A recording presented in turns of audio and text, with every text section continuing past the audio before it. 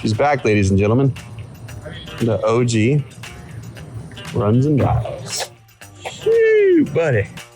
Compound turb skis. We got more comfy seats.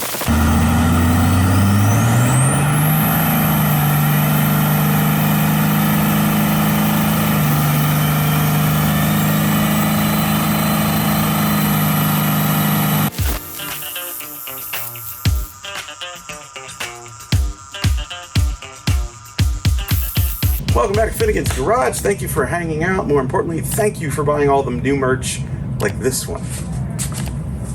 Oh yeah, steer down, turbos. You can get this shirt and a whole bunch of other really cool ones that help support this channel at fsmgarage.com. Somewhere up here on the screen, there's like a little button you can push to go get yours. Now, on to the good stuff. Wrap truck is back. Yes, after a 3-year hiatus where it has completely disappeared from our lives, it is back. We are ready to do some hauling with it. It is out of the body shop, Concept Collision in Ackworth, Georgia, completely restored the cab along with Newbern's help. And then it went to Atlanta Stitchworks to have a new interior put in it because the old interior was complete garbage. And then Newbern and I actually filmed an episode of Roadkill where we not only got the whole thing put back together and running, but we did some amazing burnouts and then went and picked up Blasphemy. I don't know when our YouTube video comes out in relation to when Motor Trend's video about Roadkill comes out, but sooner or later you can watch both. You can see that adventure over there, and you can see some small updates here on this one because now that we have it back, we're going to haul with this. First things first, if you're just joining this channel, thank you for hanging out. And if you're not aware of what the Roadkill Ramp truck is, I will tell you.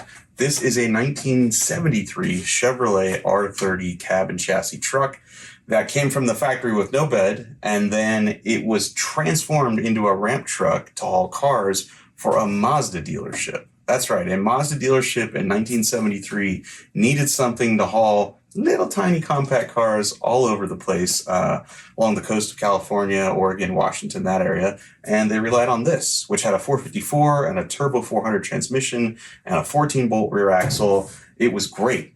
It was very durable. Somehow we ended up with it at Roadkill about, I don't know, 7 or 8 years ago. And we used it to haul David Freiberger and Keith Turk's Bonneville Camaro to the Salt Flats to go try to set a land speed record. Filmed an episode of Roadkill about that you guys could watch. And immediately after that, this beautiful, really clean, low-mile truck started rusting bad.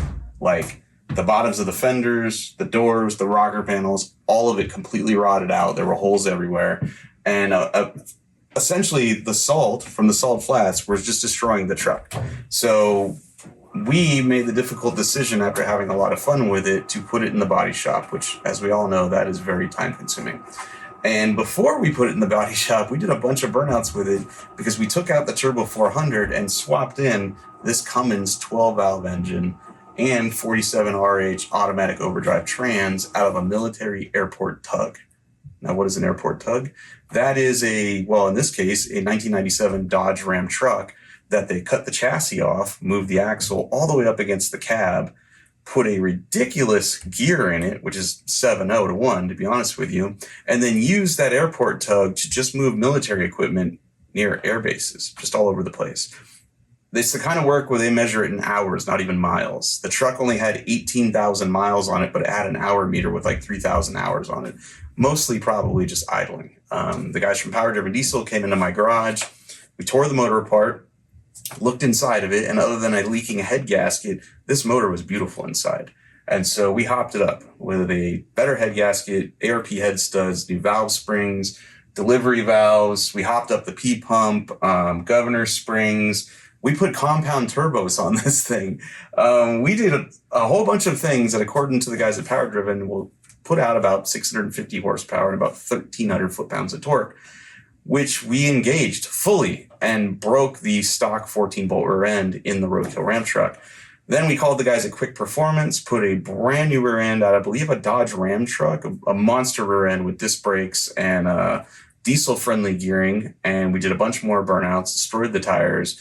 And then finally we realized if we don't stop the rust now, this truck's going to disappear. So it went to Concept Collision in Ackworth, Georgia, and over the next 2.5 years, everything got cut out, all the rust. And we hopped up some of the sheet metal too, like that side of the firewall where we took the old air conditioning box out got smoothed with a custom panel from Slosh Tubs, and everything just got a little better. We deleted the trim off the truck because I just wasn't into it, but ultimately repainted it white and put the Roadkill logo back on it, and she is now ready for our next road trip. Almost. The back tires are completely bald. Like I said, there's no stereo system, there's no air conditioning. There's a few other things, little rubber and trim pieces and dash pieces we're missing. We're going to fix all that before we go on our next adventure. But the first thing we're going to do today is we're going to add some fiberglass padding under this part of the hood to dampen some of the sound, because the 12 valve is noisy. Even when you're going down the road with the converter locked up and in 4th gear at a low RPM, it's very noisy. So we're going to see if that helps. So first thing we're going to do is measure from here to here, cut our fiberglass padding, and then we're going to use these clips, which, there's one. We're going to use these clips from LMC Truck to just pop the padding right there. Very simple, very easy.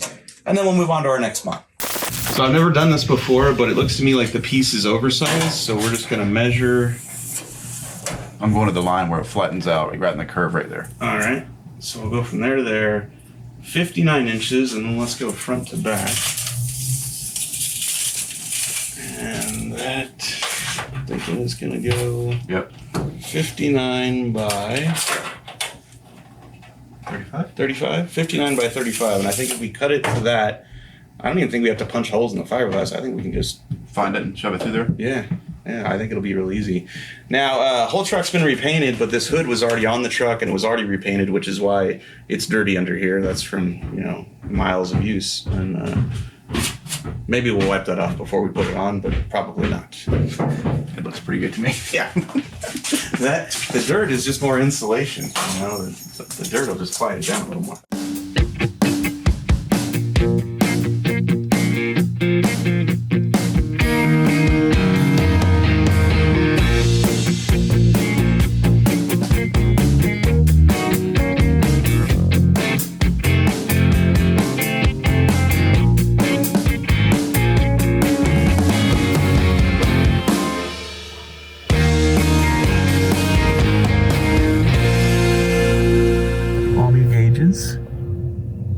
Classic Instruments and Planet Stitchworks rewrapped our gauge pod, which used to have our, I believe, EGT, boost, and trans temp gauge. Yep. And it's time to reinstall them, which is kind of a big deal because you're gonna have to slice that. Right. That's 100% genuine Naugahyde suede. Be careful. That was easy. There you go. Feel good? I feel good about it. You can probably just cut an X in the thing, fold it in there, and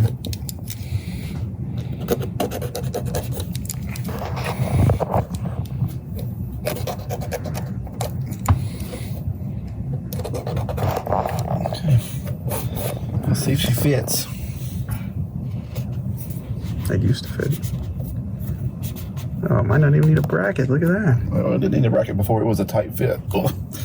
We're going to trim material out of it. Yeah. Now we also got to run all the wires and hoses too. Yeah. Nice. Well, it's just wires. There's no hoses. I'm taking this aftermarket A-pillar gauge cluster and installing 3 gauges from Classic Instruments.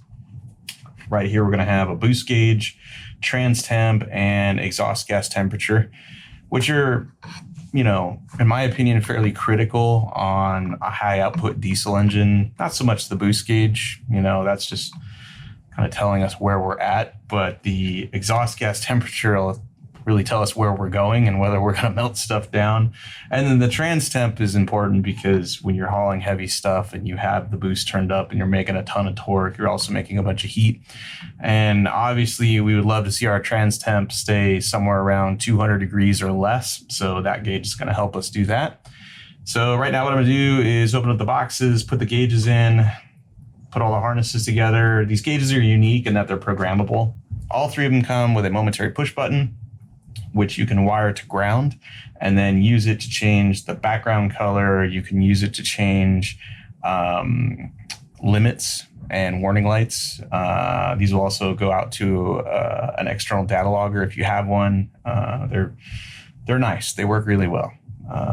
So right now I'm going to put these in, then put this in the truck, and then keep on going with wiring up a head unit and some of the other things that we need to really enjoy road trips with this. All right, boost is in. Let's do trans temp next. And full disclosure, this is actually our second set of these gauges. The first set worked just fine, but throughout the years of it being off the road, somehow most of the electronics in this truck got rained on and everything got destroyed, which sucks. So luckily for us, we already have a trans temp sensor in the exhaust manifold, so we're not going to need to do that. Really, all we got to do is replace the wiring in the gauge itself. This is pretty straightforward. I'm just going to wrap up the end of these wires so that I can feed it through the A-pillar and out the hole. And normally you would use the provided mounting bracket, which is right there. It's like every mounting bracket you've ever seen for every aftermarket gauge. But this aftermarket A-pillar, and I'd love to tell you who I got this from, but I can't remember. It's been so long. This one's been wrapped by Atlanta Stitch Works in Alcantara, and the fit is so good that that just squeezes right in there. And it doesn't want to move, so I don't need a bracket, which is great because getting a bracket behind that would be, well, impossible. You see right there, it's not happening. Lucky us, it works. All right, so there's trans temp. Now we'll do EGT. Earlier I just showed you the trans temp gauge, but I was calling it the EGT gauge. This is what an exhaust gas temperature probe looks like. And it'll have a braided lead going to it and a 90-degree probe there that goes in the port. And we use these on the race cars quite a lot, and we'll, on like a V8, we'll run one in every primary tube. And when you install these, the key is to make sure you install all of these at the same height so that the readings are consistent. Because if you install them all at different heights and they have different readings, then when you go to tune and you're looking at all your EGTs of every cylinder and you're like, oh, this one's hotter than the other one. Well, it might not be. It just might be where you have the probe in the tube in the wrong place. So there's a tip.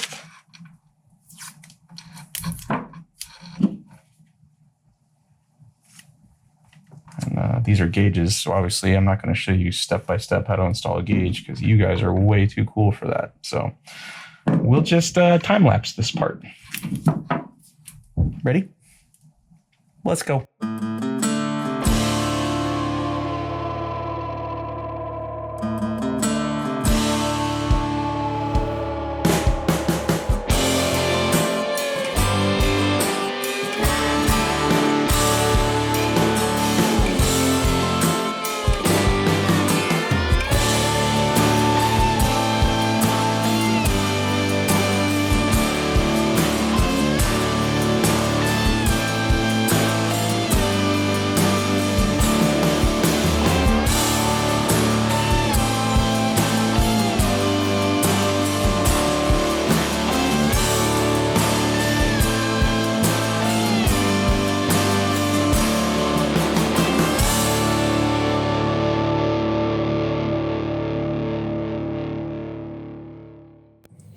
Time for an update.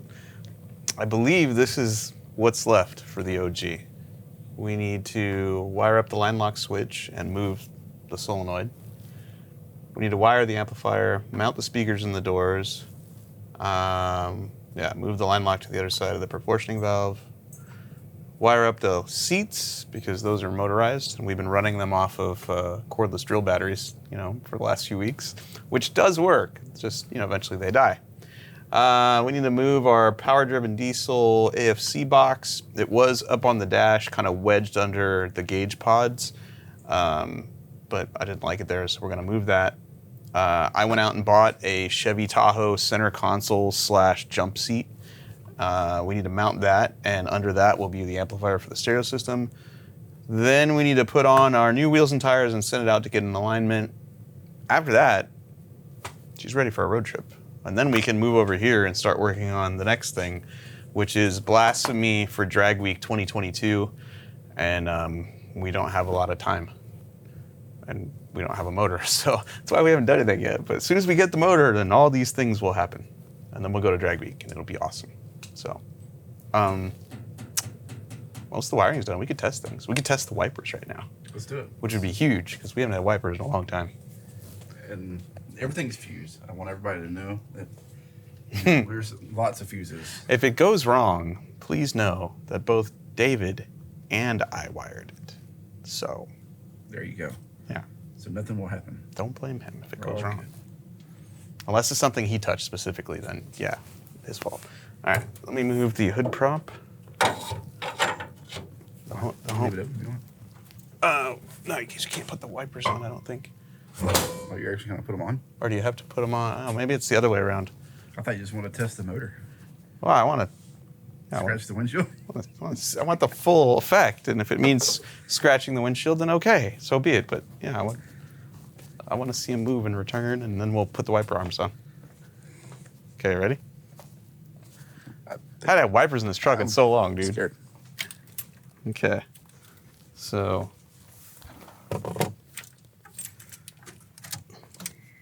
there's ignition. All the lights are on the gauges. That's a good. The lights shouldn't be on. They should come on with the headlights. Well, the two of them went off. The one's still on.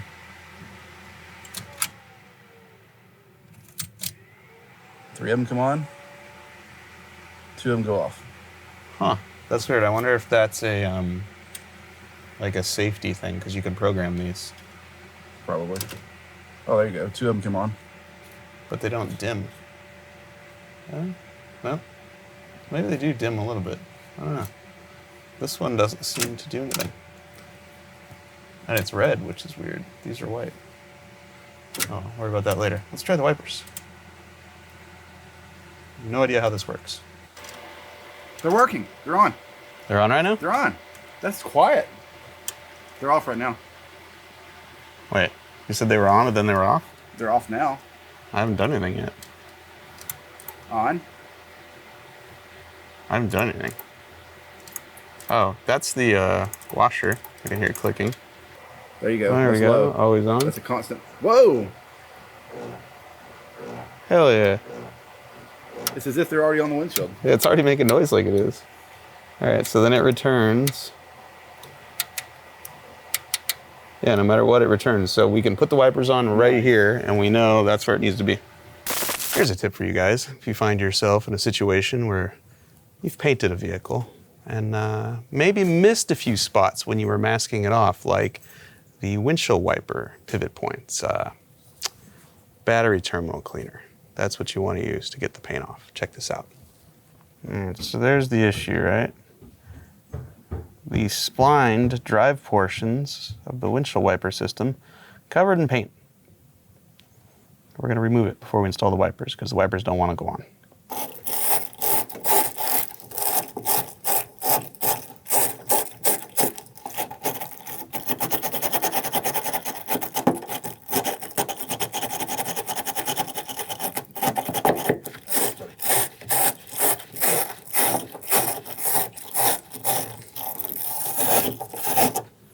Oh yeah, we're getting there.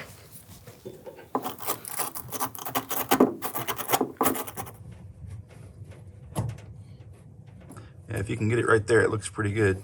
All right, go for it. Oh, dude, we got wipers. They're not real sturdy. Might need the double blade. You just read my mind. I was like, we need to rob the ones off Square Floor. Hey, we got wipers though. If it rains, we're better than we were. Okay, this is our amplifier. This is an ARC Audio XDI 1100.5. This is a 5-channel amplifier. Got it from my friend Gary Bell, who's a legendary car audio installer. In fact, is the man responsible for getting me into my first mini truck club, for getting me into Toyota trucks, for showing me how to body drop a Toyota mini truck in the carport of your apartment. Dude's cool. Anyway, he sold this to me, and this will run all 4-door speakers as well as 2 10-inch subs that are going to go behind the seat of the ramp truck. And I don't have any of the specs memorized off the top of my head, so I'm not going to tell you those right now. I'm not going to pretend like I know them. Gary just says, this is a really good 5-channel amp. So that's what we're rolling with. All I'm going to do now is trace the bolt pattern of the amplifier flange into our spacers, drill the holes through them, and then mount this thing into the truck. These are called transfer points. These are pretty much what they say. It's a pointed object that you can use to transfer the bolt pattern from one thing into another. So they're precision ground to fit specific hole sizes. We're going to find the one that fits through the hole in the amp, and then we're simply just going to tap that with a hammer, and that will put the bolt pattern right into our aluminum.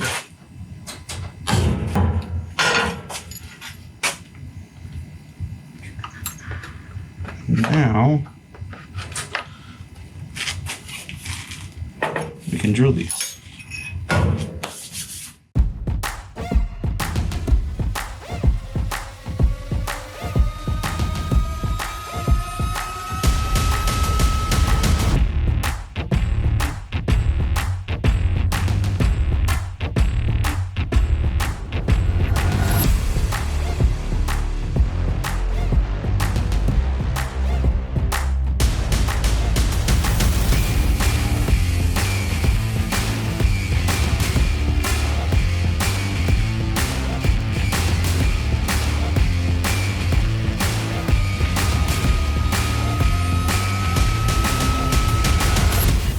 We are back with Scott Blair from 2U Tire. He's going to mount our new tires on our new 19.5-inch rims for the OG ramp truck. So the tires that's on the ramp truck right now, they're tread-wise, they're fine. Well, the front ones are. The back ones we just kind of destroyed recently.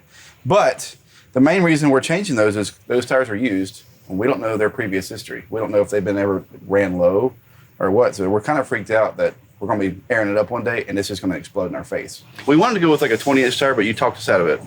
Yeah, and there's a couple of reasons why. And guys, you see this a lot. You know, take the 3/4 ton, the 1-ton dualies, and convert them over to like a low-profile type tire. Yep. That's actually passenger rated. And even though they have an extra load, and if you look on the sidewall, it'll tell you what their weight load carrying capacity is. But here's the thing. Whenever you put a passenger rated tire, whether it's P rated or Eurometric, in other words, it doesn't have the P in front of the tire size, that's considered a passenger rated tire. As soon as you put that on a half-ton truck, you automatically have to deduct 10% of its load capacity. Oh, wow. All right, that's like right off the bat. Then when you pair them up in a dually application, you've got to reduce it again another 9%. And there's a reason for that. And it'll make sense to you when I start telling you. Okay. So here's the deal. If you have passenger car tires on a passenger car, the weight's relatively distributed. You know, you got a passenger compartment, you've got a small trunk, and there's only so much you're going to do there. Right. All right, when you've got an open bed pickup, you could be putting a load of bricks, a pallet of sod, a couple of refrigerators, and what happens to your weight bias? Right. Now it goes to the rear. So now you're not equally distributed on your weight. So there's one reduction in why they do that. Okay. Now for the dually, okay, when you have your dualies set up like this, the road is not perfectly flat. There's going to be either a crown to it or there could be any kind of undulations. Well, anytime that road changes and the weight shifts off to one tire and then takes the weight off the other tire, what's that going to do with this tire? If you're running max load, if you've calculated max load at the max of the tire and now that weight shifts to one tire. Yeah, you're riding on the crown on one tire, and this one over here has no load on it. So that's it. Oh, it makes sense. And now you're 20, 30, 40% overloaded on that one tire, which now goes boom in a glorious manner. Yeah. There's why we have to do what we're doing. Now, It makes me nervous. My buddy Brandon has a dually with 24s with low profile tires, and we haul with it all the time. So now it's kind of, yeah.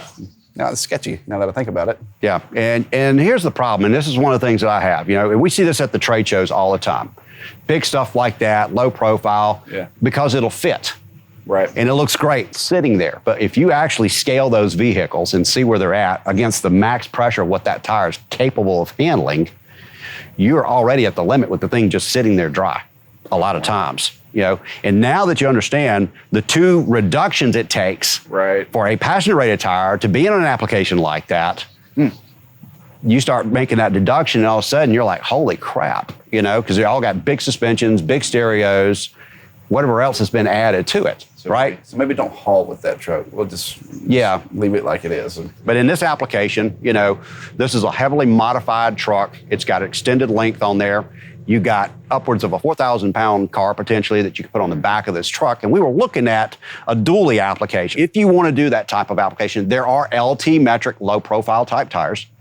And there's something called minimum dual spacing. So if you look at your two dual wheels from the center line to center line, minimum dual spacing is decided upon the size of the tire. So the wider the tire, the wider that dual spacing has to be. Otherwise, they would start to rub, right? And then you're generating heat. And then we got all kinds of other problems that we're trying to avoid in the first place, right? Some of the wheel manufacturers actually make different profile disc shapes, or even if it's a cast wheel, they'll make 3 different castings. And if you can imagine that this is your dual wheels and they're face to face, they make them more and more concave. Oh, okay. So the width gets wider and the faces become more concave to spread them out. Right. And with that type of setup, they have 3 profiles. They have one profile that'll run a normal sized, what would be considered like an OEM sized stock tire. Yep. Then they'll go to the next profile. It's a little bit wider and a little bit more concave. You can go up to about 285 millimeters. And then finally, they have the basically all out, the wide one, and it starts at a 295 millimeter and goes out from there, which would also be real common, like if you wanted to run a 35 1250. Right. So a 12.5-inch tire, minimum width is around 9 to 9.5 inches. So that's the one big thing I want everybody to understand. And also, keep this in mind. Your factory rim on a typical 16-inch or 17-inch dually is only 6 inches. Yep. Maximum width is 235 millimeters on the 16 by 6, a 235 85 16. That's its maximum width. I see all over the place, all over the country, 285, 75 16s. And you can see, I mean, and they're bowed out like this. The rear tires are either rubbing, or we're going to fix it because we got talent, and we're going to put a 2-inch spacer between these two wheels, stack 3 different pieces of metal together, and then crank on a lug nut, thinking that's going to hold it all together. I've never done that. No, never. But you've seen it. Right. Yes, you have seen it somewhere. And so that's where you really need to pay attention. Don't do it because you've seen somebody do it, or somebody that says that, oh, they do it all the time, because this is the world that we live in. If you take that really wide tire and pinch it on that narrow rim, and then you put weight on it, where's all that weight doing? Yeah. It's causing a fracture right down at the base of the tire bead where it goes into the flange. It could start cracking because you're putting a heavy load on this. The original tires are designed to be straight up and down, where that weight transfers down the side of that steel sidewall, down into the rim itself, transfers into the hub, so that everything is structural. I've been doing this wrong my whole life. So now you can see if you got a tire that's doing this, and now it's flexing, and then we got a house on the back of this truck because, oh, it's cool, where we're going with that kind of deal. So anyway, so keep that in mind. You know, there is a right way to do it, but there's a lot of wrong way. Yes, there is. Okay. Want to mount the last one? Yeah, man. Let me get this thing doing. I got that one buttered up. I need a little bit of sweet. A little bit of slickum on that one.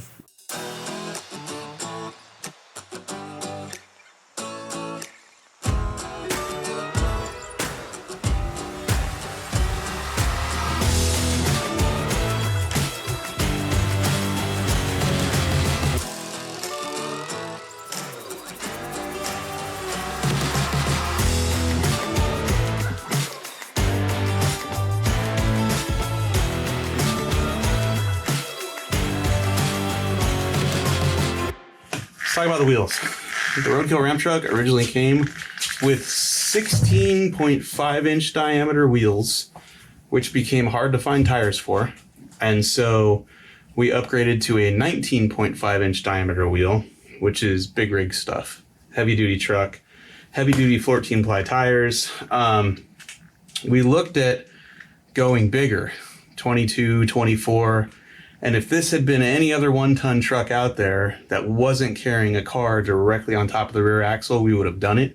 But there isn't a single 22-inch tire on the market that will safely carry the weight of a Cadillac on the back of this truck. So we wussed out, stuck with the 19.5s. However, we did hook up with Michael's Truck Works in Mesa, Arizona, and the owner, Mike Abbott, came up with this, a variation of the classic hole design. I love it. It's going to look great.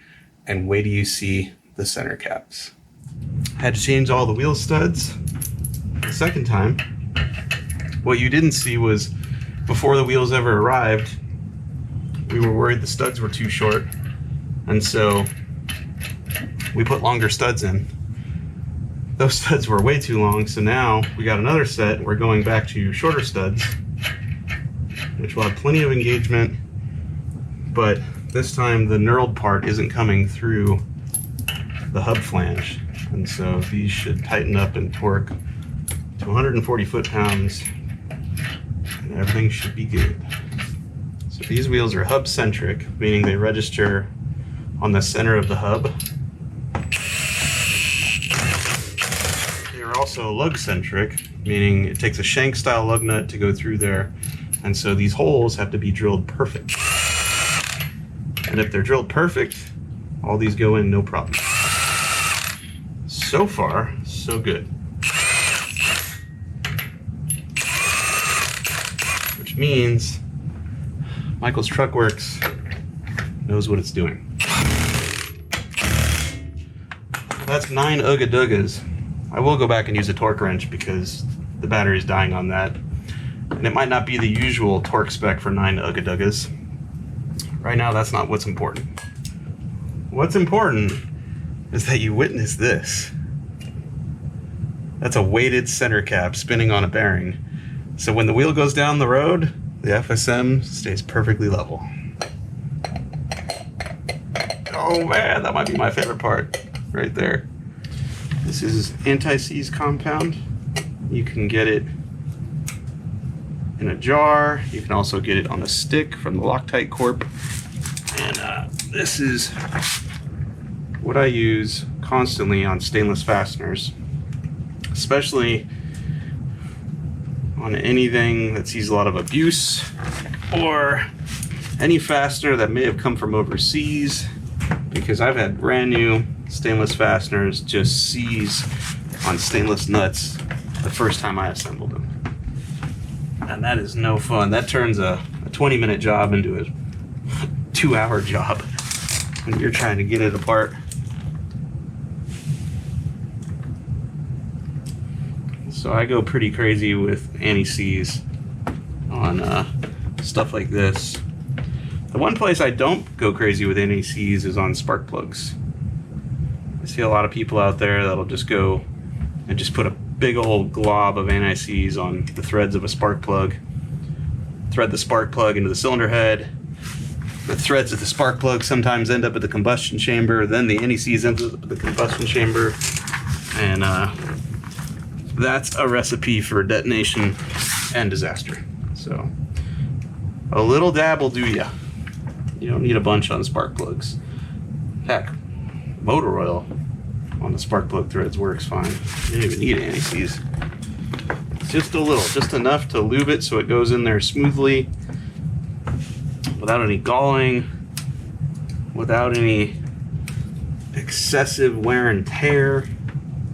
You don't want a bunch of friction when you're putting it in there. The spark plug, I mean. And so check it out. The wheel's gonna go down the road, but that thing's gonna stay level.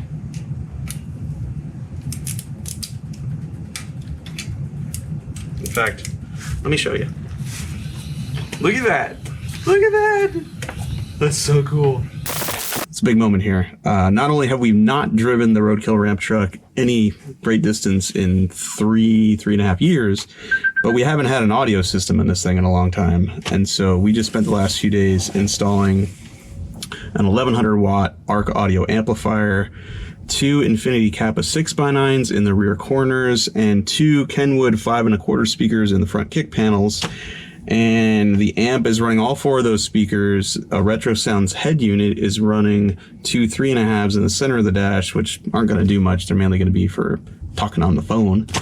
But we don't have our speaker box right now, but we are going to power up everything for the first time and see if the other speakers function. So, Let me hit the power. Yeah. And power the amp up. Power the amp up. Power the whole thing up. And watch for smoke. Give me all the watts. Watch for smoke. All right. If there's smoke, it'll come from that half. That's the half you worked on. Boom. All right. Give me the key. All right, we're gonna go backwards to see if that works. Do we have accessory? So, yeah, push that.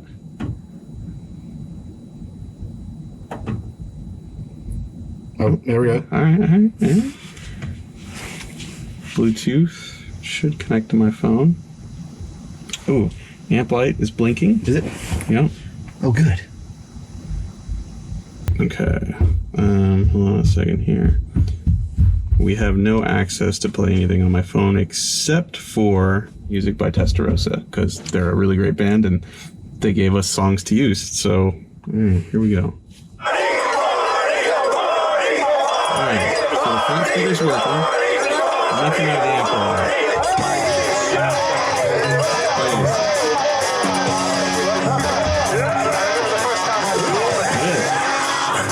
Oh, where's the screwdriver? Let's play with the game. Yeah. Alright, let's play with the game now.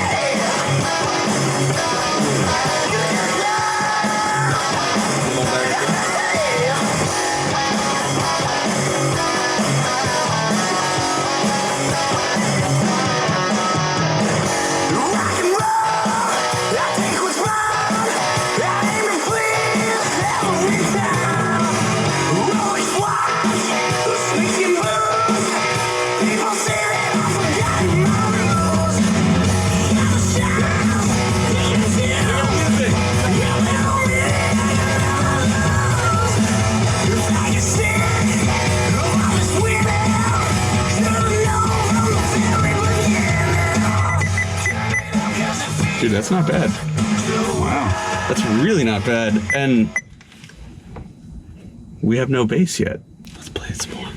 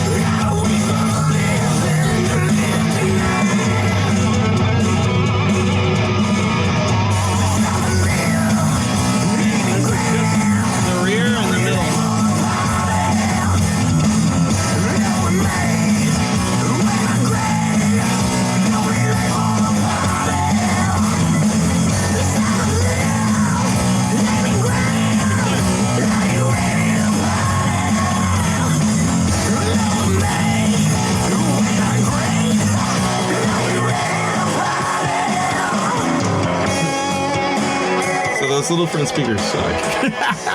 They sound like you're listening through a potato. Let's tune here. So, button. Give it a little more bass. Cycle back through. Let's stop right there. Now let's hear it. So we're gonna turn the speakers back on.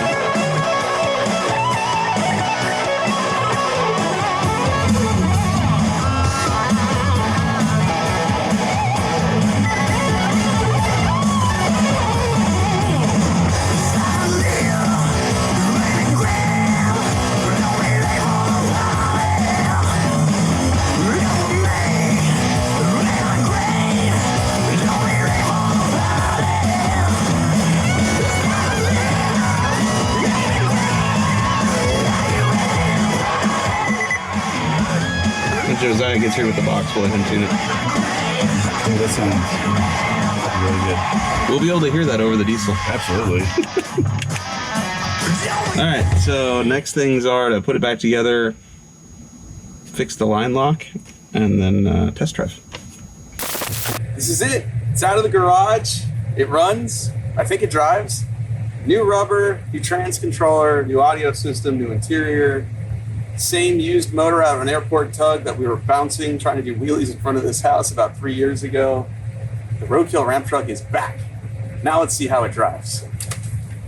I love this. Watch this. This is going to be my favorite part of this truck. When it goes down the road and the wheels are spinning and the center caps don't move at all, it's going to be sick. Let me just recline my power seat out of a Chevy Tahoe.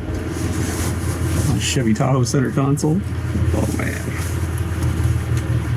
It's going to be so cool. I just put my wallet right there. Oh look, seat belts. That seat belt. Haven't had those in a long time.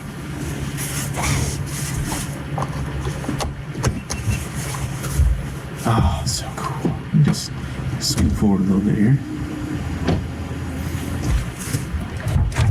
Oh man, I got a steering wheel. It's not sticky anymore. It's gonna be awesome.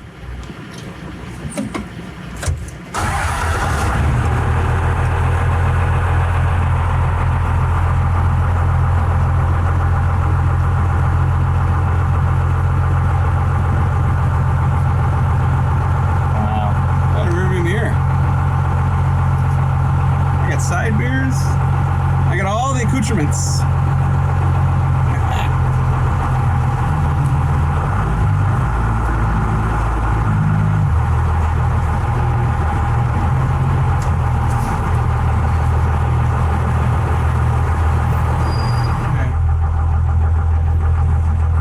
Maiden voyage.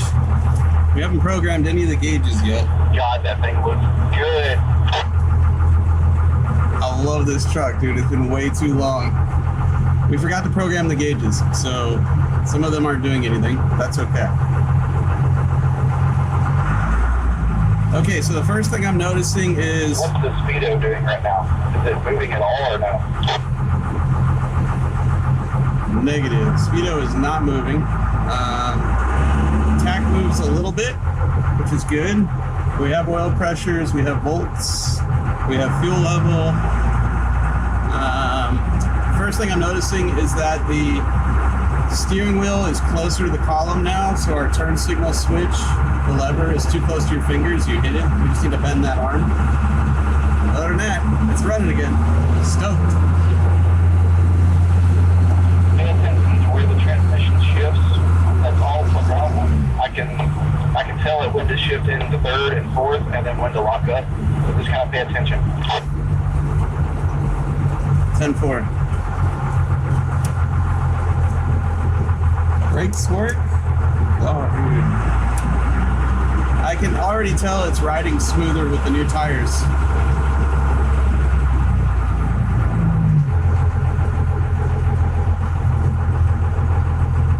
This here is a hot rod ramp truck.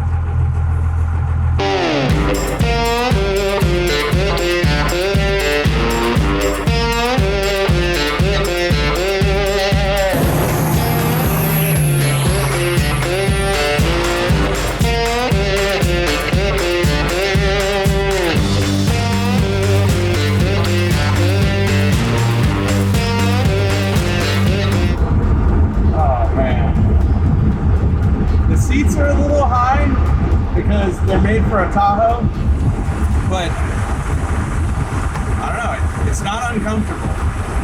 They're definitely more comfortable than the bench seat that's in Square Force, and definitely more comfortable than the blown out buckets we had in here. I don't know if our EGT gauge is working. Yeah, it is. All right, there's 500, 600. Let me floor it and see what the EGTs look like. Trans downshifts. 8, 900. Alright, let's give it some boost.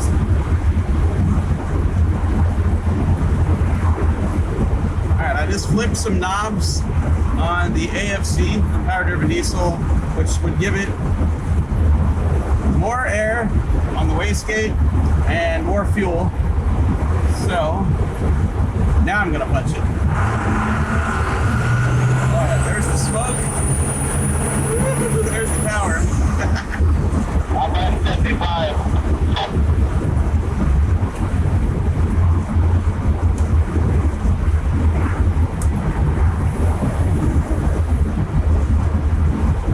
This truck is so good now.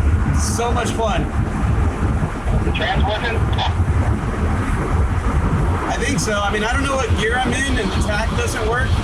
But when I punched it, it definitely downshifts. So the controller is doing stuff. Yeah, well done.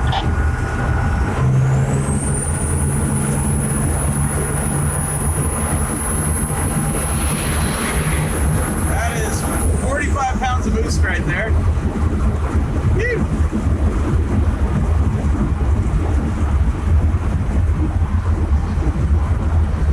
A couple more squeezes.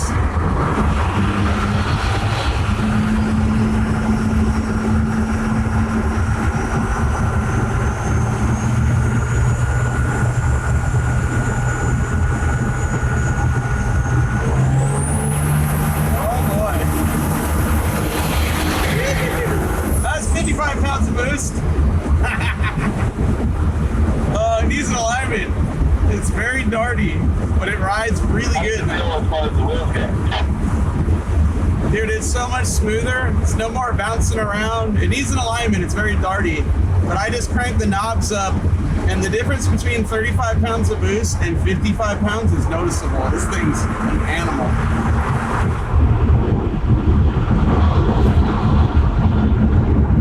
If only Cletus hadn't sold the Galaxy, we could have had our rematch. I'd figure out a way to make that happen.